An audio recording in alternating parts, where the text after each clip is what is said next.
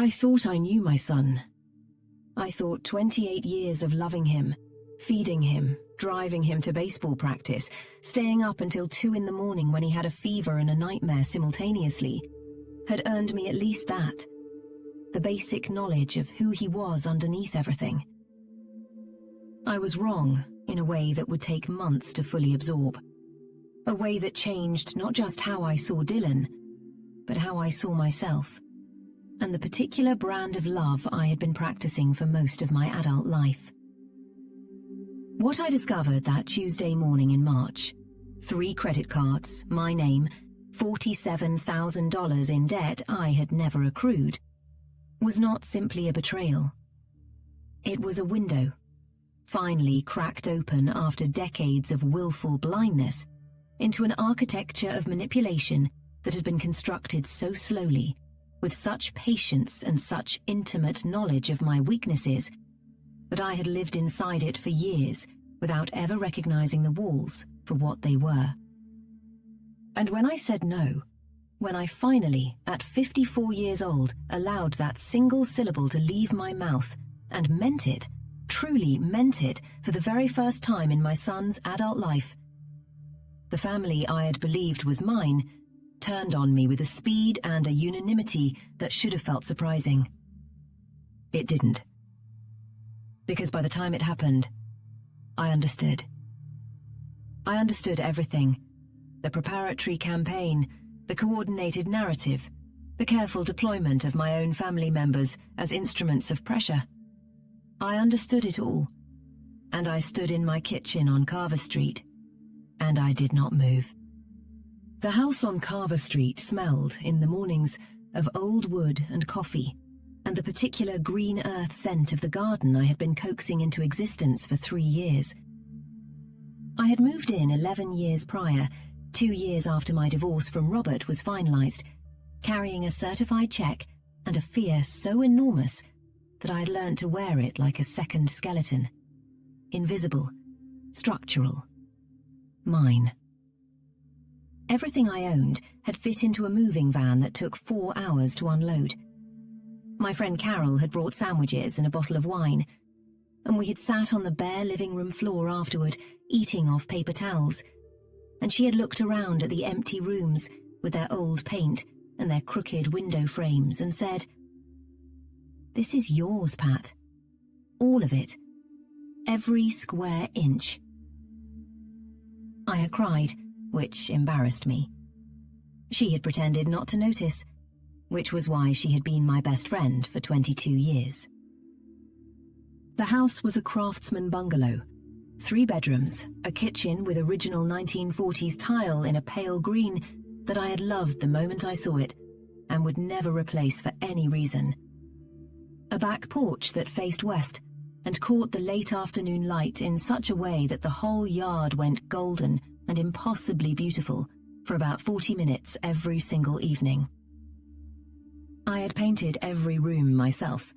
Making mistakes I documented in a small notebook I kept on the kitchen counter, telling myself I would find the notes funny later. I mostly did. I had filled the bookshelves with the novels my ex-husband Robert had always called a waste of time, and I had put a reading chair by the front window, and on Sunday mornings I would sit in it with my coffee and read for 2 uninterrupted hours, and I would feel something I had not felt in the 20 years of my marriage. A quiet, steady, uninterrupted sense of being exactly where I was supposed to be, belonging to no one's agenda but my own. My name was Patricia Mercer. I was 54 years old. I had short silver hair that I had stopped dyeing 2 years ago, wire-rimmed glasses, and the kind of face that people described as strong-looking, which I had eventually decided to take as a compliment rather than a consolation. I worked as an administrative coordinator at a mid-sized engineering firm downtown. Not glamorous, not particularly exciting, but mine in the most important sense of the word. I had earned it. Kept it through a divorce and a move and the reinvention of my entire life. and I left it at 5 o'clock every day without bringing it home in my chest. After 20 years of bringing everything home, every unspoken disappointment, every thin-lipped silence from Robert, every anxiety about money and the future and whether I was doing any of it right, the act of leaving work at work felt like a luxury I would never stop appreciating. I had one child, Dylan James Mercer, born when I was 26, in a hospital room where Robert had held my hand and cried when the nurse announced it was a boy. And I had looked at this small, outraged creature and believed with absolute certainty that every compromise I had ever made, every piece of myself I had quietly set aside, had been worth it. Dylan had been a beautiful baby, with his father's jaw and my mother's pale blue eyes. He had been an exhausting and charming toddler, a child who made every room laugh without apparent effort, a teenager of such magnetic social ease that I would watch him at his own birthday parties, surrounded by friends who actually wanted to be there, and feel a bewildered, grateful pride at having produced something so much more effortless than myself. He had started community college at 18 and stopped at 19, citing a vague dissatisfaction with the format of education. He had taken what we called a gap year, but which was, in practice, 14 months of living in our basement after the divorce, during which he had worked briefly at a coffee shop and then stopped that too. He had restarted at a 4-year university at 21 on my full financial support, tuition and housing and food, and withdrawn after 2 semesters for reasons that were explained to me in a phone call lasting 40 minutes that left me more confused than before it started. He had had a business idea at 23, a tech startup concept he described in passionate and detailed terms that I had funded with $8,000, which produced a logo and a website that remained live for 4 months before quietly disappearing. At 25, another idea, a content creation agency that cost me $6,000 and dissolved by the following Christmas. At 27, a period of personal development that he described as necessary and temporary, during which he had moved into the apartment on Riverside Drive, 20 minutes from my house, the monthly rent for which I had been faithfully covering for 14 months by the time this story arrives at its crisis point. I want to be precise about the money, because precision is important here, and because for a very long time, imprecision had been my primary survival mechanism. The rent was $1,200 a month. His car insurance, which I had been covering since he turned 19, because the alternative, Dylan driving uninsured, made me feel a specific maternal dread I had never adequately articulated, was $214 per month. His phone was on my plan, an additional $89. The groceries came in waves, 100 here, 200 there, always prefaced by a text that had a particular quality I had stopped examining consciously, but that I recognized in my body, the way you recognize a certain kind of weather. Hey Mum, just a heads up, running really low on food this week. The car repairs, the parking tickets, the laptop that died when he needed one for the freelance work he was perpetually abstractly pursuing, the dental emergency that he had because he had no insurance, and I had never made him get any. I had absorbed all of it, in small and individually reasonable-seeming increments, the way you absorb water through skin. You don't notice you're saturated until you can't absorb any more. By the time I actually added it up, really added it deliberately, on a Wednesday morning in January while sitting at my desk with my banking app open, the total for the previous 12 months alone was $31,400. I sat in my office chair and read that number 3 times.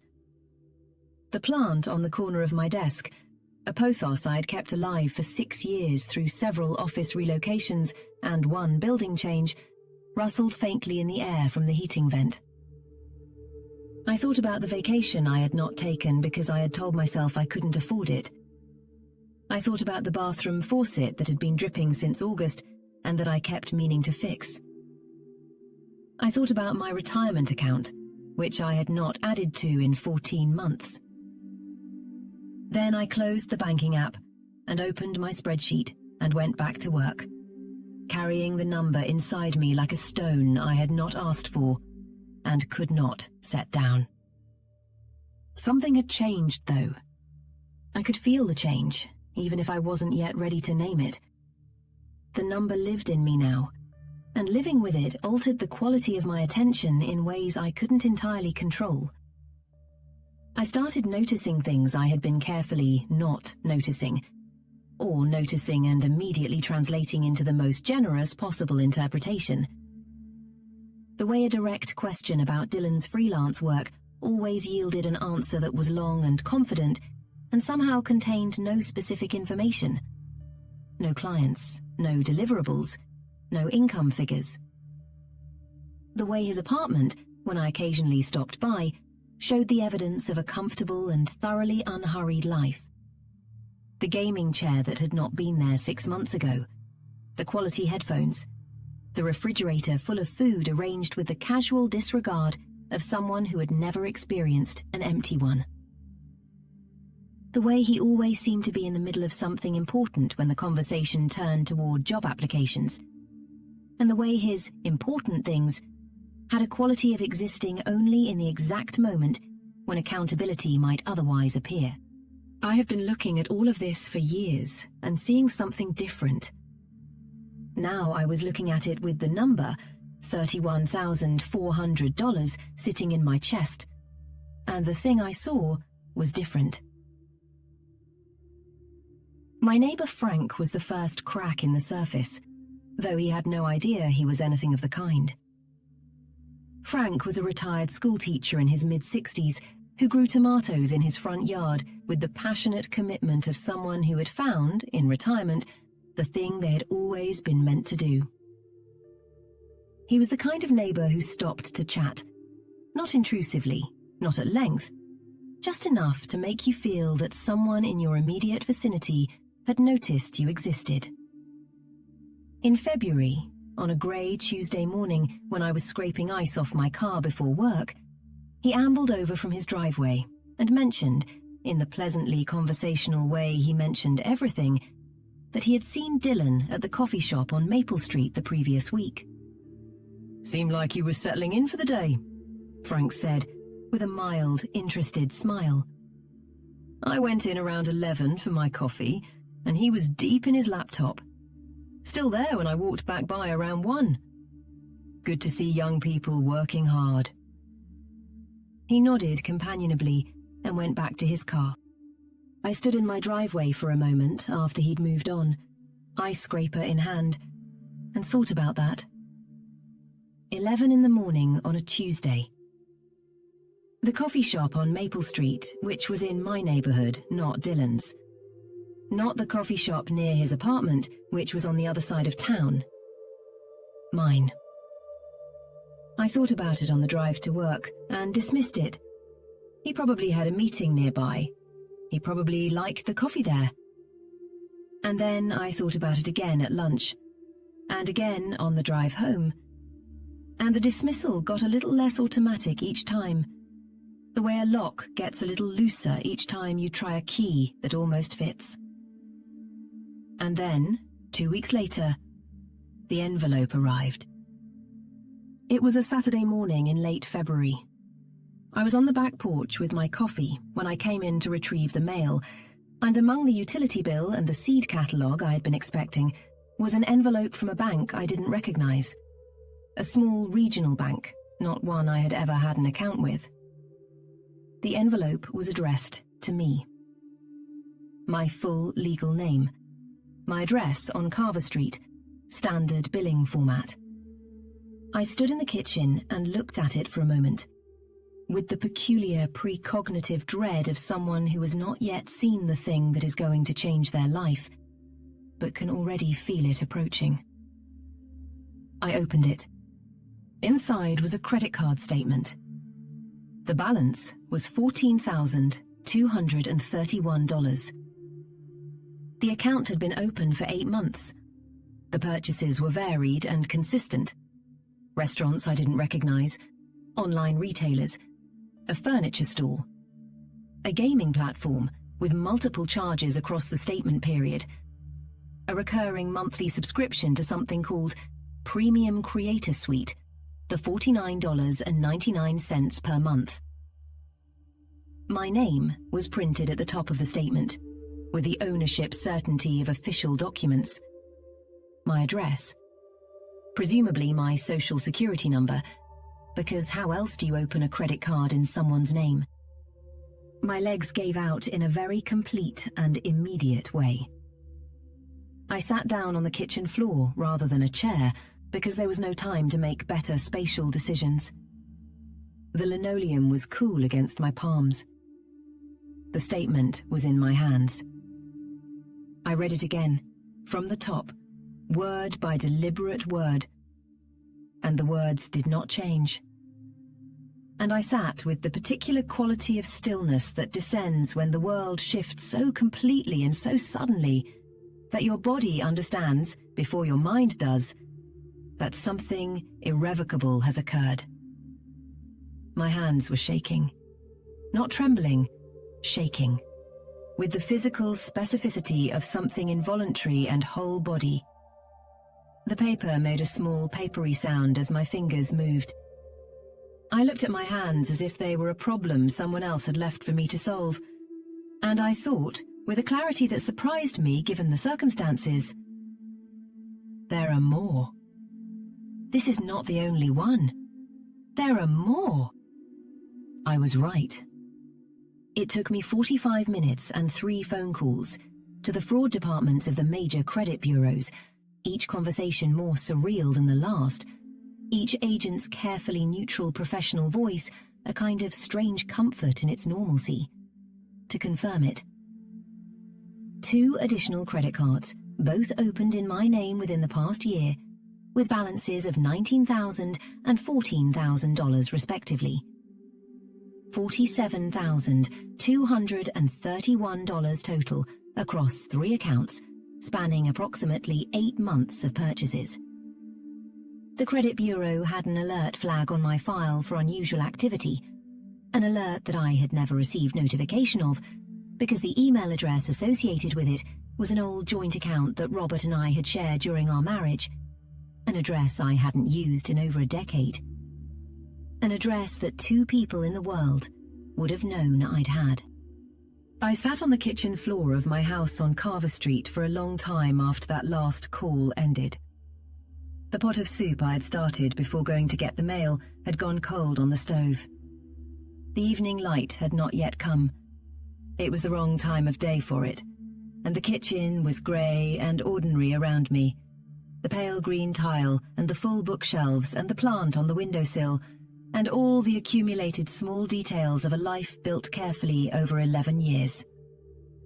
I looked at it all and thought about Sunday dinners, about the chicken masala, still warm when he arrived 45 minutes late, about the cornbread from my grandmother's recipe, 40 minutes in the oven, made with care and served to someone who had been stealing from me at the same table where I served it. The soup had gone cold. I did not get up to warm it. I did not call Dylan that night. Instead, I called Carol, who arrived in 12 minutes, fast enough that she must not have stopped to tie her shoes properly, and who took one look at my face in the doorway and said, "Sit down," in the voice she reserved for genuine emergencies, which was the voice of someone who does not waste words. I sat. She made tea with the efficiency of long practice, and then sat across from me at the kitchen table and waited, with the specific patience of someone who knows the shape of what's coming, and understands that the telling of it cannot be rushed. I told her everything. The envelope, the phone calls, the 3 accounts, the $47,000.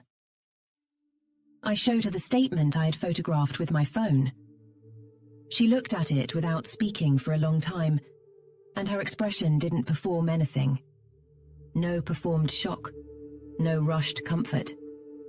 Just the face of someone processing something real. "Pat," she said finally, very carefully. "Do you remember what I said at Thanksgiving? About the way he spoke to you in the kitchen?" I remembered. Dylan had made a comment about the turkey. A joke, superficially, the kind that can be heard as teasing if you catch it at exactly the right angle and the light is cooperating.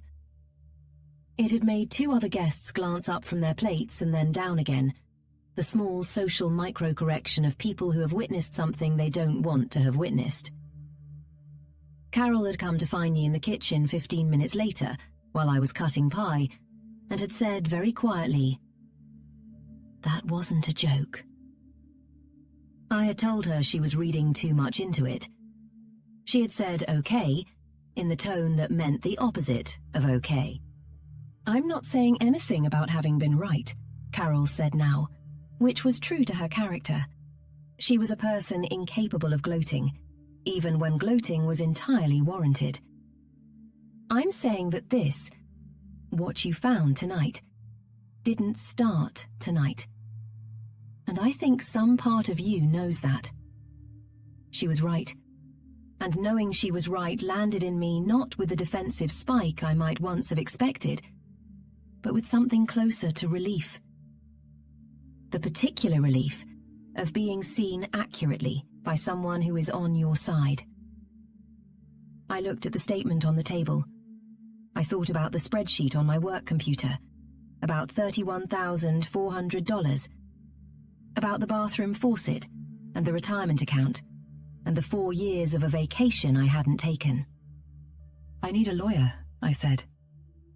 Carol nodded slowly, with the gravity the statement deserved. "Yes," she said. "You do." The lawyer was Gerald Harmon, a referral from my divorce attorney, who had retired, but whose judgment I trusted enough to follow even at one remove. Gerald's office occupied the 4th floor of a downtown building and smelled, in the particular pleasant way of serious offices, of leather and old paper and the faint wood smoke from a small gas fireplace he kept burning even in March. He had been practicing law for 30 years and had the particular stillness of someone who has heard nearly everything and is surprised by very little of it. I sat across his desk on a Monday morning and told him the whole story. The credit cards first, then backward through 6 years of financial support, through the business ideas and the college attempts and the monthly expenses and the $31,400 of the most recent year. And he listened without interrupting, taking notes in a precise, unhurried hand. When I finished, he set his pen down and looked at me across his leather-topped desk. Outside the window, the downtown streets moved in their ordinary way, people walking purposefully, a bus passing, the world continuing its business with the magnificent indifference it maintains toward individual catastrophe. "The credit accounts are the most significant legal issue," he said carefully. "Opening financial accounts in someone's name without their consent, using their personal identification information, that's identity theft. It's a felony under both state and federal statute." He let the word settle in the space between us. Felony. The word had a weight and a specificity that I felt in my sternum. Before we discuss the civil dimensions, the restitution, the support dynamic, I need to ask you something directly. Do you want to pursue criminal charges? I thought about the boy I had held through 2 panic attacks. The 16-year-old who had made me a birthday card with pressed flowers on the cover but I had kept in the drawer of my bedside table for 12 years. The face at the hospital when he was born, that I had looked at with more love than I had ever known was available to me. I thought about all of that, and I thought about the statement, and I thought about the cold linoleum under my palms. "I don't know yet," I said, "but I want to know my options." He nodded as though he'd expected exactly that answer, which perhaps he had. He had seen this before, or something very like it. "Then let's start with immediate protection. First, we freeze your credit with all 3 bureaus today. No new accounts can be opened. Second, we document everything. Every payment you've made to or on your son's behalf for as far back as your records go. I'll need to understand the full financial picture." He paused. "Then we talk about what you want to do next." "Tell me about stopping the support," I said. "Everything. The rent, the insurance, the phone, all of it." Gerald looked at me with the carefully calibrated expression of a man who was neither approving nor disapproving of what I'd said, who was simply present and informational. "You can stop any or all of it immediately. There is no legal obligation for a parent to support an adult child. Whatever arrangement you've had has been entirely voluntary." He paused. "I will tell you, from experience, that the initial reaction from the dependent party can be significant, and from the surrounding family as well. People have a tendency to take sides in situations like these before they have adequate information." I thought about Robert, about Linda, about my mother in Sarasota who called on Sundays and who Dylan visited occasionally, whose version of him was the version he curated. "I understand," I said. The drive home from Gerald's office that afternoon had a quality I want to describe precisely, because it mattered. It was a grey March day, pewter sky, the river road empty in the early afternoon. I had the window down a crack, enough to feel the cold air, and I drove without the radio. And I waited for the feeling I had expected. Grief or guilt, or the spectacular consuming guilt that had been the background radiation of my relationship with Dylan since he was approximately 19 years old, and I had first sensed that something was wrong and chosen not to look directly at it. The guilt came. But underneath it, or perhaps threaded through it, was something else. A strange, unwelcome, deeply unfamiliar lightness. As if something that had been given a name had also, in being named, been given weight and coordinates and the possibility of being set down. Gerald had given me words: identity theft, felony, financial exploitation, voluntary arrangement. These words were hard and specific and real, and the reality of them, paradoxically, made the situation easier to hold than the formless, shape-shifting mass of maternal dread it had been inside my chest for years. There was something to respond to now, something with edges. My phone rang as I turned off the river road onto the residential streets. Dylan's name on the screen. My heart did its Pavlovian thing, the automatic softening, the reaching. And then I looked at the statement photograph still in my photo roll, and I let the call go to voicemail. I had never, in my memory, let my son's call go to voicemail.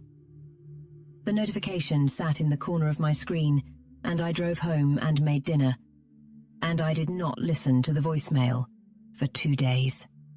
When I called him on a Friday evening, I had notes. This was new. I had never prepared notes for a conversation with my child, because the conversations had never required strategy, had never, I understood now, required strategy from me, because I had never been the one with anything to protect. He answered on the second ring. his voice carrying the casual, warm tone I had heard so many thousands of times that I had stopped listening to it as information. "Hey, Mom, I'm sorry I missed you earlier in the week. I've been completely swamped." "Swamped with what?" I asked. I kept my voice even, the way Gerald had suggested. Cold, not hot. A pause. Brief, a quarter of a second. "Work stuff. The freelance pipeline. I've got a couple of really promising leads in the next few weeks." "Dylan," I said. "I received a credit card statement in the mail. An account in my name that I did not open." The silence that followed was 4 seconds. I had not counted silences on the phone with my son before, but I counted this one. Then, "What do you mean?" "A credit card opened with my name, my address, my personal information. A balance of $14,200 over 8 months. I paused to let that settle. I've since found 2 additional accounts. The combined balance is $47,000. Another silence, longer this time and with a different texture. Not surprise, I noted, but calculation. When he spoke again, the warmth had been dialed carefully back, replaced by something more measured. "Mum, I honestly don't know what you're talking about. Where are you getting this?" "Dylan, I'm serious. Have you gotten a call from someone? Because there are scammers who specifically target. They get your information and they call you pretending to be—" "Stop," I said. The word came out more firmly than I had planned, but with exactly the firmness the moment required. "Stop that. You know exactly what I'm talking about, and more importantly, I know you know. I know your voice." He made a sound. Not quite a laugh, not quite a denial. Something in between that I recognized as the sound he made when he was recalibrating. "I've also frozen my credit," I said. "All 3 bureaus. No new accounts can be opened in my name." A pause, in which I heard something change in the quality of his breathing on the line. "I'm calling to tell you that the rent for April will not be coming from me. The car insurance ends at the next renewal. Your phone will be removed from my plan at the end of the current billing cycle." I looked at my notes. "I'm not asking for repayment tonight. I'm telling you that this is done." The silence that followed this was unlike any silence that had ever existed between my son and me in 28 years. It had texture. It had weight. It had the specific quality of a door closing on something that could not be reopened. "You can't be serious." His voice had shifted again, sliding into a register I recognized from his adolescence, the one that lived between injury and fury, that had always had the peculiar power to make me feel that I had done something wrong simply by existing in proximity to it. "You're cutting me off. Just like that? Mum, I am your son." "I know you're my son," I said. "That's why I'm calling you instead of calling the police." Another silence. Different again. Sharper, more careful, stripped of performance. "The police," he said, and his voice was flat in a way I had not heard before. "Opening credit accounts using someone else's identity is a felony. I've consulted a lawyer. I know my options." I kept my voice steady. My hands were shaking on my notepad, but my voice was level, and I held on to that fact the way you hold a railing in a storm. "I'm not calling them tonight. I need you to understand what has happened, and I need you to understand that things are different now." He hung up. Not after more argument. Not after a further denial. Not after the tears I had been half expecting and wholly dreading. He simply ended the call. a flat, complete silence replacing his voice.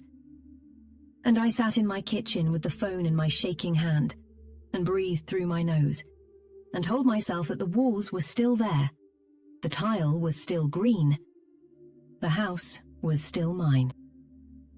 Robert called on Saturday morning. I was in the garden, kneeling in the cold soil where the thaw had just begun, turning earth that smelled of wet stone and old roots and approaching spring. His name on my phone screen produced the familiar small weariness, the emotional equivalent of a scar responding to cold weather. Not pain exactly, just the memory of pain, a low and dutiful ache. Pat. His voice had the particular texture it took on when he had rehearsed what he intended to say and had decided in advance of the conversation that he was in the right. I just got off the phone with Dylan. I expected you would. He's devastated. A pause, calibrated to let the word land. He says you accused him of fraud over some kind of credit card mix-up, and now you're threatening him with... He's upset, Pat. He's genuinely upset. I set down my trowel and sat back on my heels in the cold garden. The soil was dark and damp against my gloves. It wasn't a mix-up, Robert. Someone used my personal information to open 3 credit card accounts over the past year. The total balance is $47,000. He says he doesn't know anything about any credit cards. He would say that. Robert made the sound of impatience that he had made throughout our marriage whenever I said something he had decided was unreasonable before I finished saying it. Pat, look, I think there's a bigger picture here. Dylan is struggling. He needs support, not accusations. He needs his family to... Robert! I pressed one gloved palm flat against the cool earth for a moment, grounding myself in the physical reality of it. Cold soil, garden, house, mine. Are you calling me on my son's behalf? After he called you and asked you to? A pause. We talked, and I felt like someone needed to... He called you, I said. He gave you his version of the situation, and you called me to deliver it. That's not... I'm calling because I'm concerned. About Dylan, obviously, but also about you, honestly. You've always been a little... He stopped himself, which was unusual, Robert not being someone who typically stopped himself from anything. A little what? I said. A longer pause. Then in a different register, lower, less prepared. I've been giving him money too.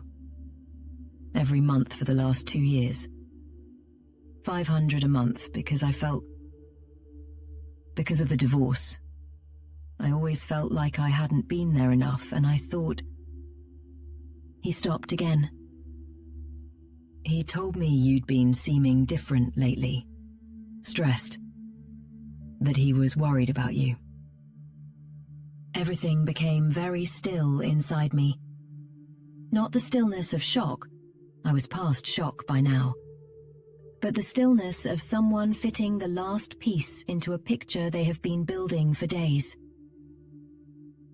He told you I seemed different, I said. Stressed. Worried about me. 2 months ago, maybe? He called on a Sunday. What did he say, exactly? Robert was quiet for a moment. He said you'd been emotional, that the divorce had left some things unresolved for you, and that he was noticing signs of... He was worried, Pat. He seemed genuinely worried. January, I said. What? He called you in January. I thought about the banking app on my work computer, the spreadsheet I had opened. The Wednesday morning when I had added it all up and let the number live in me like a stone. He called you in January, when I started paying close attention. He called you before any of this came to light, to establish, in your mind, that I was emotionally unreliable. So that when I did find something, and when I did react to it, you would already have a framework in which my reaction was the problem. I paused. Did he ask you to call me today? Robert hesitated one beat too many. We talked about the situation. He asked you to call me, I said. Goodbye, Robert. I ended the call and put the phone in the pocket of my garden coat and went back to the soil. I dug until my arms ached and the cold had worked through my gloves. The garden smelled of earth and approaching things, and I stayed in it until the light changed. Linda called on Sunday. My sister was 4 years younger than me and had always occupied, in the emotional ecosystem of our family, the role of the calm one, the person others called when a conflict needed to be entered and managed, and eventually resolved into something everyone could live with. She had a gift for language that made difficult things sound reasonable, a talent for framing that could make you agree to things before you understood what you'd agreed to. I loved her in the way you love someone who has always meant well, and occasionally done harm with the best of intentions. I'm not taking sides, she said, which was the first reliable sign that she had already taken one. I know, I said. I just want to understand what's happened. Because Dylan called me last night, and he's in pieces, Pat. He sounds terrible. I imagine he does. He says you've accused him of something very serious, and you're involving the police, and he doesn't understand what he did wrong. He says there's been some kind of misunderstanding with a credit account, and he's trying to explain, but you won't listen. I looked out my kitchen window at the maple tree on Carver Street, which was showing the first faint suggestion of buds against the grey morning sky. There are 3 credit accounts, Linda, I said, all opened in my name, all with purchases spanning 8 months. Combined balance of $47,000. I kept my voice calm and factual, the way Gerald had suggested. Clear and specific, no editorializing, just the facts, laid out in their weight and specificity. I have filed a report. A sharp intake of breath. 47. Yes. Pat.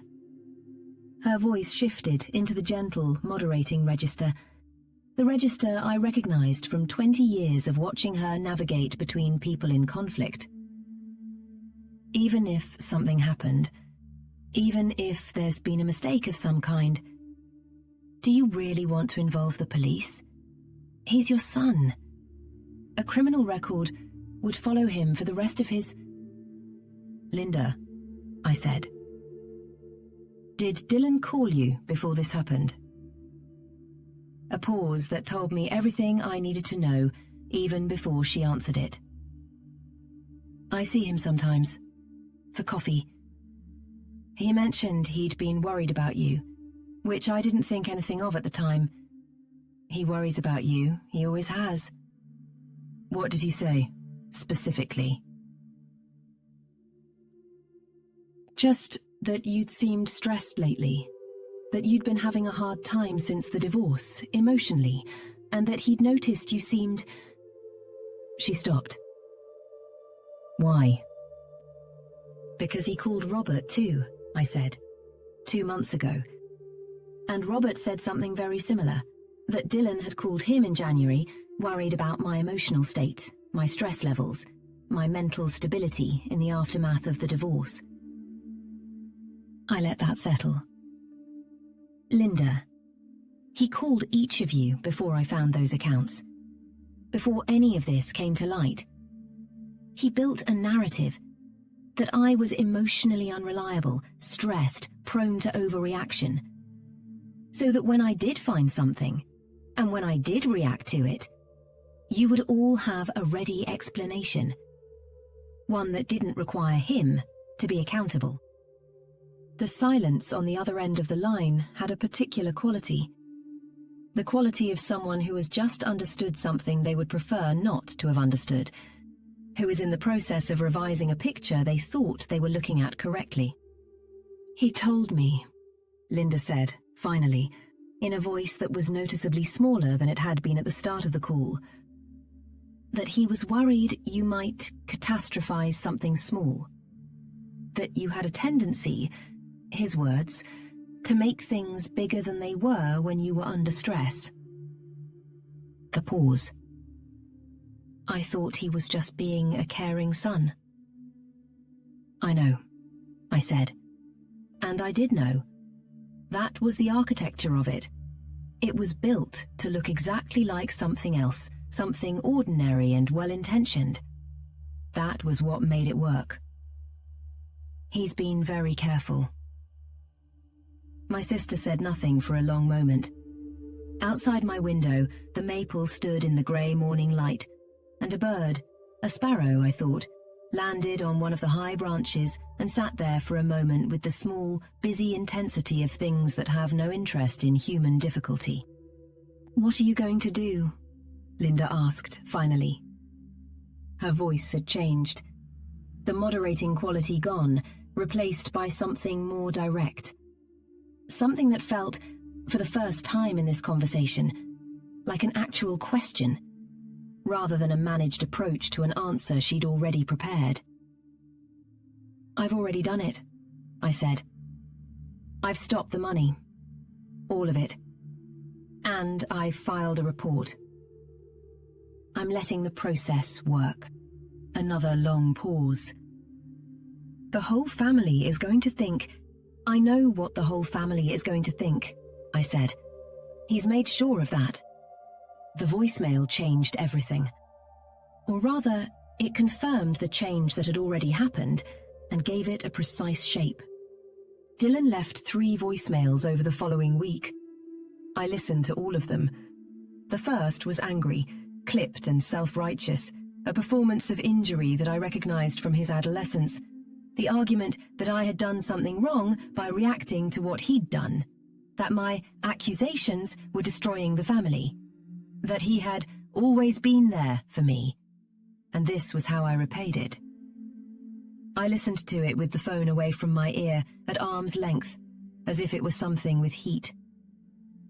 The second voicemail was tearful, and this one was harder, because tears had always been the mechanism that bypassed every defense I had, the thing that made me reach regardless of context.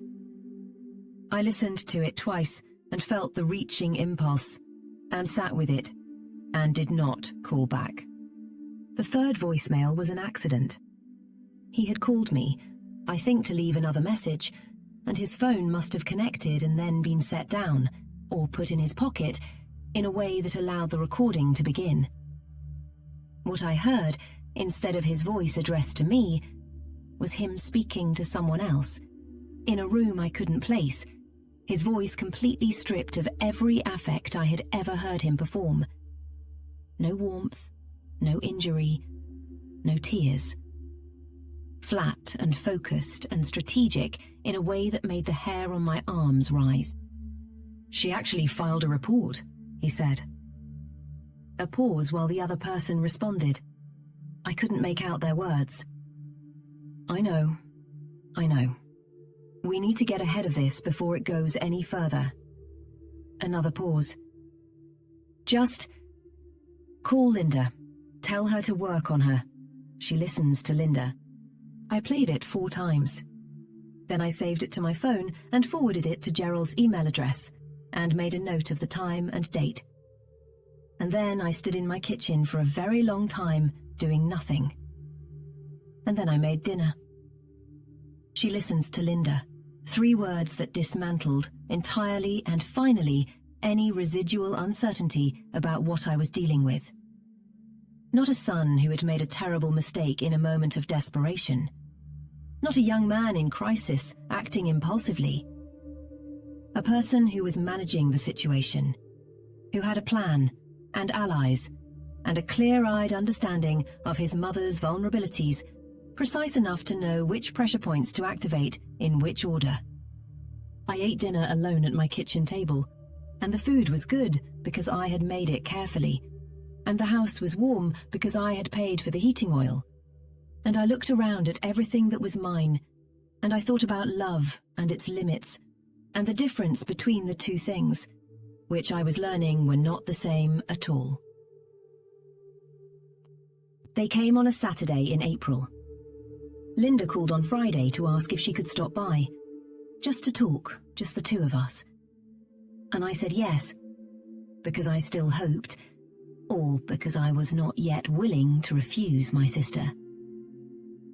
She arrived on Saturday afternoon with Robert beside her, which I had not been told to expect, and my mother behind them both. My mother, who had extended her visit from Sarasota from 2 weeks into 4, without explanation, her rolling suitcase still in the guest room. 3 of them on my porch in the April chill, arranged in the particular way of people who have arrived together for a purpose. I let them in. I made tea because my hands needed something to do that was useful and would not embarrass me. I set 4 cups on the table and sat at the head of it, at the head of my own table, in my own house. And this felt important in a way I could not fully articulate, but that I held on to. Then I waited. Robert spoke first. "We're here because we're concerned. About Dylan, obviously, but about the family as a whole. This has gone beyond a personal dispute and it's affecting everyone. And we thought if we could all just sit down and—" "Dylan isn't here," I said pleasantly. "We spoke with him before we came," Linda said. "He knows we're here. He asked us to talk to you." "He sent you," I said. "That's not, he sent you," I said again in the same tone. Not aggressive, not loud, but very clear. "He called each of you, built a case, and when the police report was filed, he asked you to come here together and present a united front designed to make me withdraw it." I looked at the 3 of them. My mother's hands were folded on the table. Robert was looking at his tea. Linda was looking at me with an expression I couldn't entirely read. Is any part of that description inaccurate? No one answered immediately.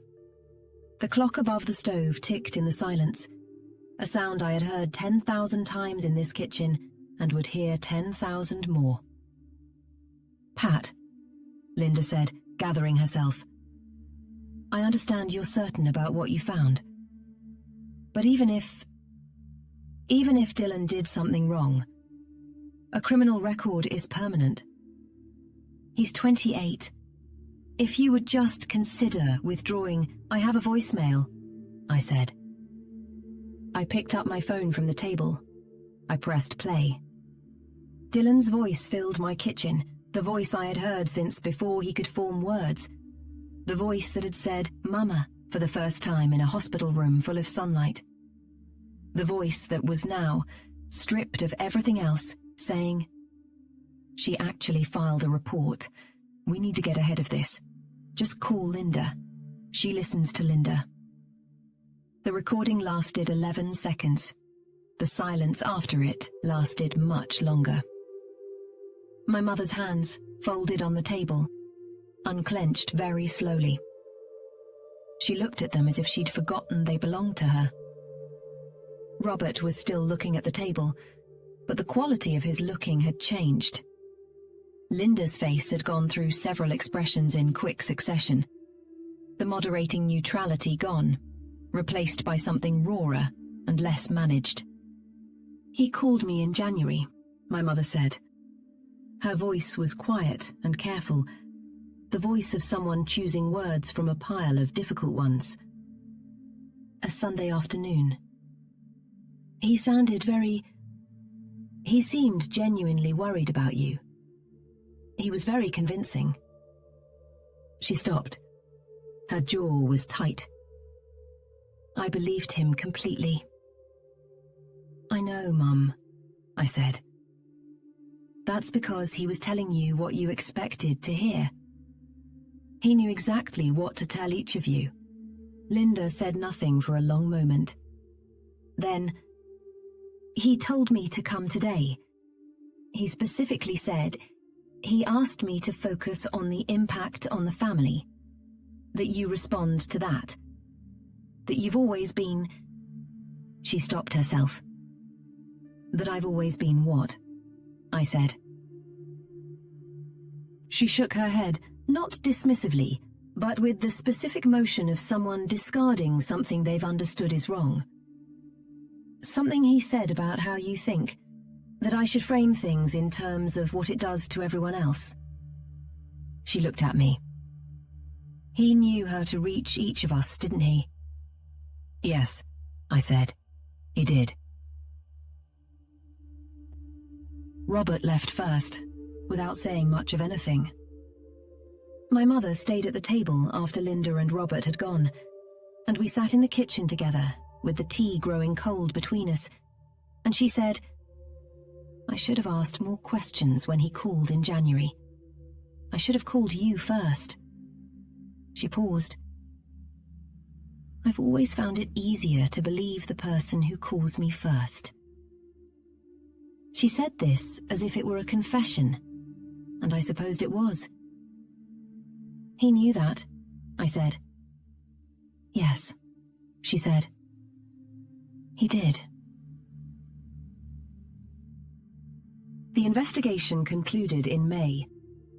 The forensic evidence, device records, IP addresses, the specific sequence of personal data used in the account applications pointed to Dylan with the clean, unambiguous certainty of things that are simply true. Detective Vasquez called me on a Thursday morning in the small, sunlit office where I had sat back in March and formally confirmed that charges would be filed.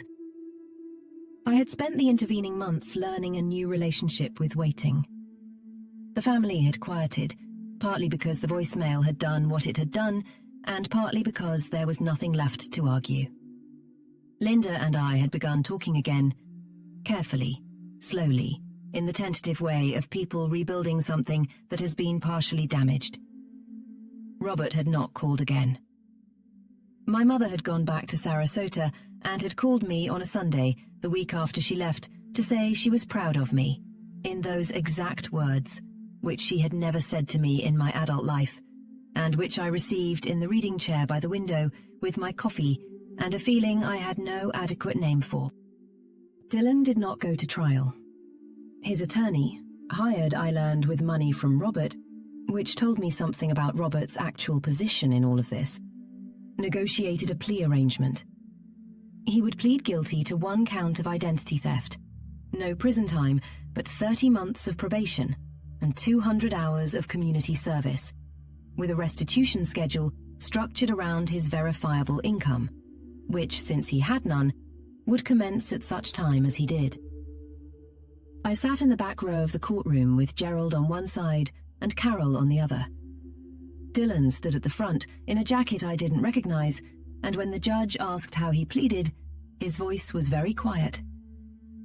Guilty. He did not turn around. I had expected something seismic. What I felt instead was a great and unfamiliar stillness, the specific quiet of someone who has been holding their breath for longer than they knew and has finally, completely, exhaled.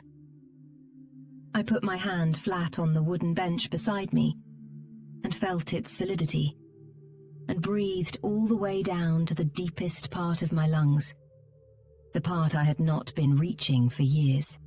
Outside the courthouse, in the mild May sunshine, Carol and I stood on the steps for a while and said nothing. The plaza below moved with ordinary people doing ordinary things. A child was eating an ice cream that was getting away from her. A man was reading his phone and walking at the same time with the focused, practiced danger of the city dweller. The world was continuing at its customary pace. "How do you feel?" Carol asked. "Strange," I said. not the way I expected to. How did you expect? I thought about it. Sadder, I said, or more relieved. I expected it to feel more like something resolving. I looked at the plaza. Instead, it feels like the beginning of something, rather than the end. Does that make any sense? Carol considered this seriously, as she always did. Perfect sense, she said. Because the end was back in February, on your kitchen floor. She was right. The end, the real end, the end of the long suspended not quite knowing, had happened on the kitchen floor with the statement in my hands. Everything after that had been consequence, which is a different thing entirely from ending. The family took different paths through what came after, as families do when the ground beneath a long-standing shared story shifts. Linda called me 2 weeks after the plea and asked if I wanted to have lunch. We went to the restaurant we had been going to for 15 years, the one with the good bread and the corner table we always requested, and we talked through the ordinary details of our lives for most of the meal. And then Linda set down her fork and said, without preamble, "I was his instrument, Pat. I didn't know it, but I was. And I'm sorry for that."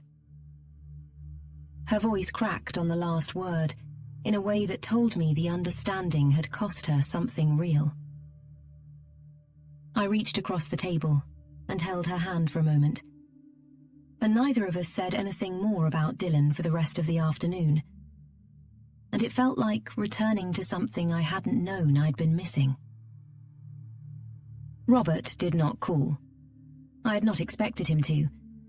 We had finished 12 years ago, and the divorce had left us each with an accurate accounting of who we were to one another, and nothing in this had changed that math.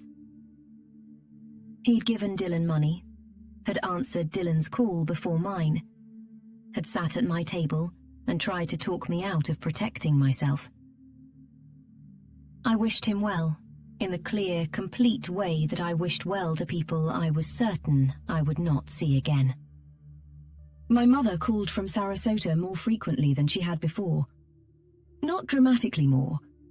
Not in a way that made things between us into a project or a statement. Just more. Every 10 days or so, on a Sunday afternoon, to talk about her garden and my garden, and a book she was reading, and whether I had taken that vacation yet. Dylan and I did not speak. He did not reach out, and I did not reach out. And I sat with the silence of that in the evenings. Not comfortably, not without the specific grief that comes from loving something that turned out not to be what you believed, having to mourn both what it was and what you thought it was. The grief was real, and I let it be real, without translating it into action, without picking up the phone to smooth it over, without doing the thing I had always done, which was to take my own difficult feelings and convert them into someone else's comfort. I let it simply be what it was. Sad, and true, and survivable. In June, I booked the trip to Portugal that I had been not booking for 4 years. Carol came with me. We were in Lisbon for 10 days and Porto for 4, and we ate in small places that smelled of olive oil and salt fish and warm bread. And we walked along the riverfront in the evenings, when the light was going golden over the water. And one afternoon, we climbed to a terrace above the city, and sat there while the sun went down over the Tagus and turned everything the colour of old copper and new honey. And I held a glass of wine in both hands, and felt the warmth of the glass and the warmth of the light on my face, and thought about what it meant to be here, specifically here, in this moment, belonging only to myself. I thought about the reading chair on Carver Street, the garden, the pale green tile, the cornbread I had made 40 times for Sunday dinners, and the people I had made it for. I thought about what love means when you strip away the performance of it and look at what's underneath. Whether what's there is love, or whether it's something else, wearing love's clothing. Something made of fear, and the particular terror of someone who has organized their entire self around one person's need, and cannot imagine what remains if that need is no longer there to fill. There was more than I'd thought. There was quite a lot, actually. Carol, beside me on the terrace, handed me more wine without asking, because she knew, because she always knew. "You look different," she said. Different how? She looked at me with the considering expression she wore when she was going to say something true. "Your shoulders," she said. "They're back." I laughed. Not politely, but genuinely. The kind of laugh that lives in the chest. She was right. I had been walking differently, had been breathing differently, had been taking up the space that was mine without the reflexive, apologetic contraction I had been performing, without quite knowing it, for years and years and years. The Tagus caught the last of the light and went briefly, brilliantly, gold. The garden on Carver Street grew through the summer in the extravagant way of things that have been carefully tended over time. Tomatoes heavy on their stakes by August, sunflowers taller than the fence, the lavender along the back path so fragrant in the afternoon heat that it stopped you, physically, the way beauty sometimes does. I sat on the back porch in the evenings in the golden hour and watched the yard go amber, the way it always had, the way it would after I was gone. And I thought about continuity and change and the things that hold regardless. I thought about what I had lost, and I thought about it honestly, without flinching. I had lost the version of my son I had believed in for 28 years, the one I had organized my life around, the one whose needs I had treated as more urgent and more real than my own, for so long that I had genuinely forgotten, for stretches, what my own were. That loss was real, and I would not minimize it to make myself feel better. It had cost me something that couldn't be quantified on a spreadsheet or a credit card statement. It had cost me a story I had been telling myself, which is sometimes the most expensive thing of all. But I had not lost myself. I had come very close, had spent years in the incremental process of being erased by my own choices, and I had not fallen all the way through. I was still here, sitting on this porch, in this light, in this house that was mine in every square inch. Still here, and stronger for having survived the knowledge of what I hadn't seen, and capable, for the first time in a long time, of telling the difference between love and its impersonators. Someone once told me, in a book, in a conversation, I can't recall which, that love is not measured by how much you give. It's measured by whether what you give makes both people better, stronger, more fully themselves. For 28 years, I had given and given, and what it had produced in Dylan was not strength or independence or capability or joy, but rather the comfortable certainty that the world existed to absorb his consequences. I had not done that out of selfishness. I had done it out of love. Real love. Felt love. Love that had sat up at 2 a.m. and driven 3 hours to be there, and made 40 batches of cornbread with genuine care. But love that is not bounded is not love at all. It is fear. And fear, however tenderly performed, is not a gift. The evening light on Carver Street still comes from the west at 5:30. It still turns the garden amber, still makes the sunflowers glow like paper lanterns. still does the particular impossible thing it does to the air above the lavender that I have never found a word for. I still sit in it. I still feel it warm my face and close my eyes against it. And I think about all the evenings before this one. The ones I was too busy, too worried, too dissolved into someone else's need to fully inhabit. And I feel something that is not quite regret, and not quite gratitude, but some true combination of both. I was here then, in this light, even when I couldn't feel it. And I am here now. And I'm not going anywhere. The most honest thing I know, after everything, is this. Saying no to my son was the first fully loving thing I had done for him in a very long time.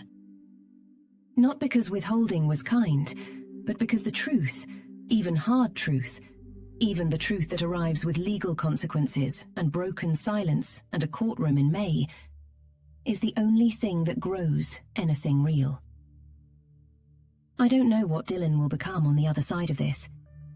I don't know if he will find his way to accountability, to work, to the kind of life that is built rather than borrowed.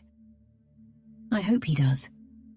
I genuinely, painfully hope he does. But that is his work now. Mine is here. This porch, this light, this garden, this life that is mine in every square inch, that no one gave me, and that I built with my own 2 hands from something that had fallen down. I stand up straight in it. I breathe all the way to the bottom. And at 5:30 every evening, the light comes from the west and turns everything gold. And I let it. And I stay.